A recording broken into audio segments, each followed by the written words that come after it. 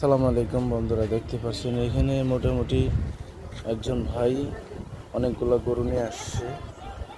কারণ উনি এখান থেকে সেল করবেন। এটা আমাদের বাসার পাশেই। প্রায় গরু আছে কটা, 2, 4, 6, 7টা গরু আছে। গরু মোটামুটি একটা হাটের মতো জমে গিয়েছে এই অত্র এলাকাতে। যাদের গরুর দরকার হবে এখানে নিয়ে যাবে আসে। কারণ এখানে খুব সুন্দর সুন্দর গরু আসছে, দেশি গরু দেখতে পাচ্ছেন বন্ধুরা।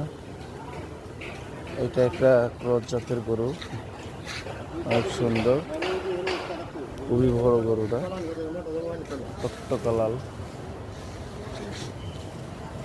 তো বন্ধুরা দেখতে পাচ্ছেন অসাধারণ লাগছে গরুগুলি। এখন কোরবানির সময়, তাই গরু অ্যাভেলেবেল আছে এখানে, সব জায়গায় গরু উঠবে এখন। তো ভিডিওটা কেমন লাগছে বন্ধুরা কমেন্ট বক্সে জানাবেন আমাকে অবশ্যই। আশা করি আপনাদের কাছে ভালোই লাগবে। খুবই সুন্দর লাগছে গরুগুলা, একদম টকটকা লাল। ফ্রিজিয়ান জাতের আছে, দেশি গরু আছে, একটারও নাকে নখ দেয় নাই, সবগুলাই নাক খোলা। গরুগুলা দেশি গরুর মতোই, বেশিই তো দেখা যাচ্ছে। খুব ভালো লাগছে গরুগুলোকে। এই দুষ্টামি করে না, এত দুষ্টামি করছে কেন? এই দুষ্টামি করতেছে কেন? আর গোতাগুতি করতেছে বাসের লোকে।